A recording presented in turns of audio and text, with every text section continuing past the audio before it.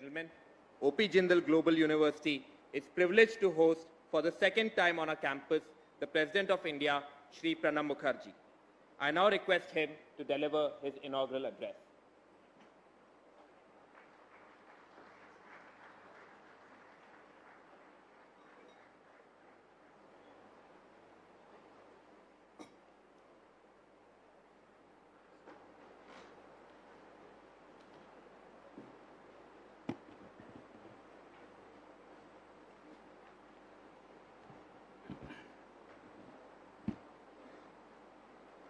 Professor Captain Singh Solanki, Honorable Governor, Haryana,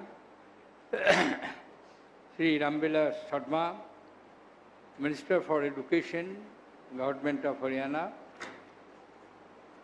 Kavita Jain, Minister of Women and Child Development, Government of Haryana, Sri Rameshwar Kaushik, Member of Parliament, Naveen Jindal, Chancellor, OP Jindal Global University, Professor Dr. Alice Portsas, Pro Vice Chancellor, University of Oxford and Principal, Somerville College, Professor Dr. C. Raj Kumar, Vice Chancellor, OP Jindal University, distinguished participants, ladies and gentlemen. It's indeed a privilege for me to be present amidst you for the second time in this university campus. From its inception, the university has aimed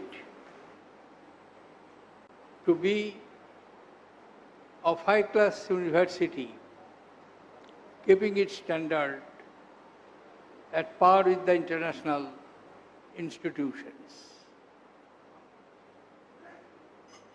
In my capacity as the President of the Republic of India, I am associated with the higher education system in the country in a way that I am visited, of course ex officio, for almost 126 central institutions. There are central universities, there are IITs, there are NITs, and other specified professional universities. But one point I noticed, and I made it almost repeat like parrot in every academic congregation about the standard of the Indian universities, including the technical institutions. There is no doubt there has been expansion of the physical infrastructures in the higher education system in India over the years, and particularly during the 12th five-year plan. Just now when I am speaking before you, there are 757 universities which are offering degrees all over India. More than 36,000 colleges, degree colleges, about 30 NITs, National Institutes of Technologies, 16 IITs, hundreds of engineering colleges, large number of institutes of business management, and 16 IITs. Once in a convocation of an IIT, I asked the question to the director, Mr. Director, please tell me the recruitment of your students. He said, sir, 100%. If I can take more will be recruited. And it was found that large number of them are engaged in managing various multinational companies all over the world. Then the next question which I asked, how many of them are offering to engage themselves in research, basic research? Response was almost negative, and the director added that quite a few of them, even they are interested, obviously there is no opportunity in our systems, in our institutions, for higher research. I am referring this point particularly to point out, we are grateful to you, Mr. Naveen Jindal, to the Vice Chancellor, Dr. Rajkumar, and all the faculty members of this university. From the very start, you have emphasized on this point that research and development, innovation would be the basic objective of this institution of higher learning. The subjects which you are discussing today, on which Madam Alice spoke in details about the futuristic universities, what would be the requirement for the future. If we go back to the history of the higher education all over the world, including our country, we will find initial days the query which human being had, the philosophy and also the spiritual aspects which became the dominant subjects of the universities, not only of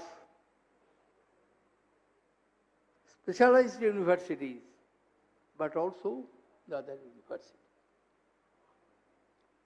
After the Industrial Revolution, and even before that, in Europe, there were massive changes. Emphasis on basic science, particularly research and its applications, through innovations, continued to be the major stream in the education. Today also an opportunity has come, and that opportunity provides us to look into more details the requirement of today's higher educational system. While making his observations, Vice Chancellor Rajkumar ji was referring to India's demographic dividend. It is fact, between 2030 to 2050, there would be an opportunity for the Indian youth, and having the fortune of 50% of its population below the age of 25, and nearly 60% of them are in the working age group. We have the largest number of working hands in the world compared to the aging population in Europe, USA, and China. Therefore, the employment opportunities for Indian youth will be more. But that is theoretical aspect of the issues. When we come to the practical aspect, large number of them are not effectively employable because what the industry requires, they do not provide that skill. Therefore, there is a mismatch. What I am emphasizing on, we shall have to bridge this mismatch. Not only we shall have to provide on the global platform large number of workforces, but they must be competent, skilled, and fulfill the requirement for the industry and services. In that context, in today's, particularly in India, we are not used to have this close interfacing between industry and academy. Those days were gone in the ancient times, when the rulers, kings, emperors, they used to provide substantial support to the universities. Universities like Takshashila, Nalanda, Odanpuri, all these important universities which were seats of learning in ancient India, which attracted like magnets, mighty minds in the form of faculty and students from all over the world, and which contributed substantially to the advancement of civilization. The roles which are being played by both the public and private reputed universities of Europe and America, Oxford, Cambridge, Harvard, Yale, host of universities, they are doing this job. Therefore, what is needed, we ought to institutionalize and intensify. I am good. Mr. Naveen Jindal himself, an entrepreneur. His father was a great entrepreneur and industrialist. He has undertaken, along with the family members who are encouraging him and contributing, particularly his mother, who was also a minister of the government of Haryana, in achieving this objective. But in host of universities, large number of them, this interfacing is absent. Now for modern university, to my mind, the most important thing is to have the chain of inspired teachers who will not only do his job, but who will ignite the imagination of the students, who will talk of not what is prescribed in the curriculum or in the syllabus, but something out of that, and we will always indulge the students to think out of box. The society in which we are living, in our day-to-day life, we shall have to find that searching minds, problem-solving minds from the students' community, from the young boys and girls who will deliver goods through their ingenuity and innovations. I started the Innovation Festival in the first week of March in Presidential House from last 2014. This year we have just completed it. And I found during the last 2-3 years, large number of persons coming from obscure places, remote villages, but have mighty mind, innovative mind, and are trying to solve the problems which the neighborhood is facing. Now, if we can encourage, I'll just give you an example. Mere innovation is not enough if it is not linked to it. Market. And that knowledge is convertible into a marketable product so that the innovators and others can get benefit from it. And for that, this linkage of academy industry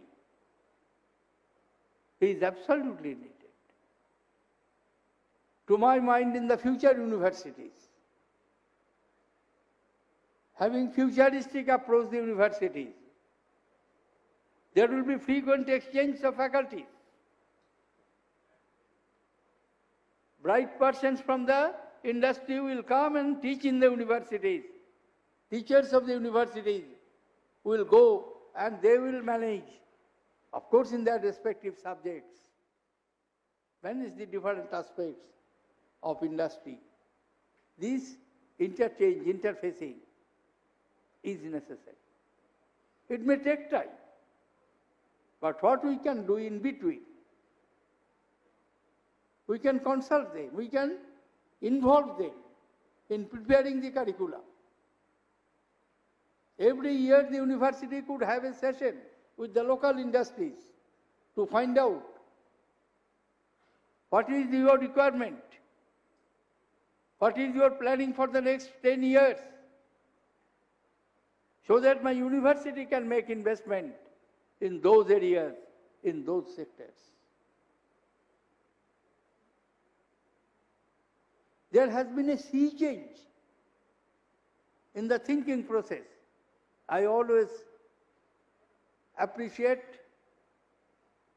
those who conceptualized. I am not going into the merit and demerits of it because it has raised a large controversy even in one of the pioneering countries. But my short point as a student of history was, those who imagined the European Union, those political leaders had the foresight.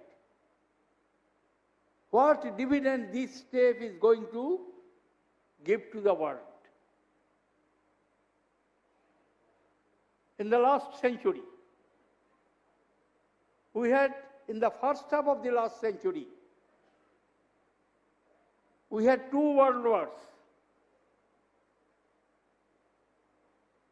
Whole Europe was involved. Asia, Africa, devastations went on. In the second half of the last century, people did not talk of aggression, expansion of colonies. Process of decolonization began.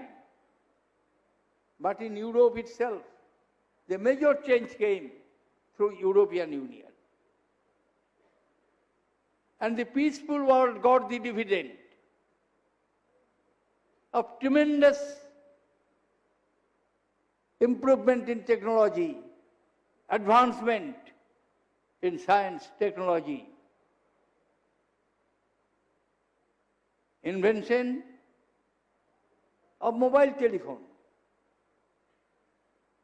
starting of the internet, have profoundly influenced the domain of knowledge. And this is the peace dividends which we have received.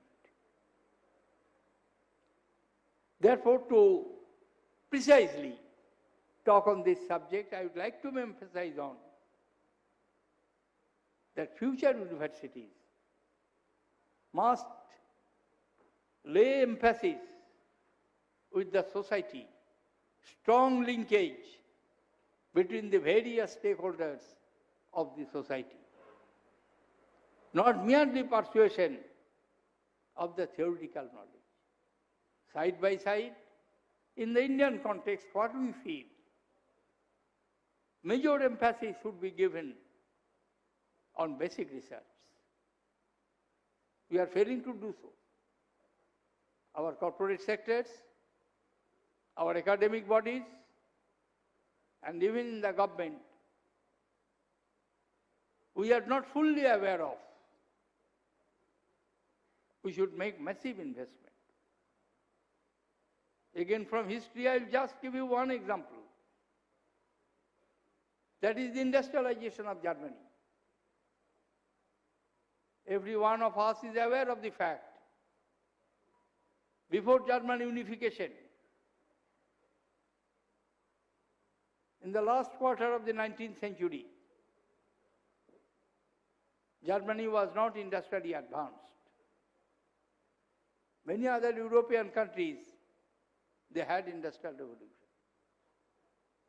When Germany was united under Bismarck, they began the process of industrialization, and large number of research labs were established all over Germany. Bismarck visited once and asked the director, the 12th director, what is your outcome in terms of return? Director said, sir, out of 100 investment, you may get nothing on 99. But you may get much more what you have spent in one, which will succeed. You cannot just make calculation that I am making investment X and I must have return of Y in short span of time is not possible. And unless you have the basic research, a strong foundation of basic research, large number of labs all over the country, I am afraid our futuristic higher education plan will be seriously jeopardized. I have no doubt. I have spoken a little extempore out of my text, but my text is living with Vice Chancellor Rajkumarji, who will circulate it. But I would like to conclude by saying that deliberations of yours, I do hope, would provide us the necessary guidance which we are looking for. I wish you Godspeed, all success. Thank you, ladies and gentlemen. Jai Hind.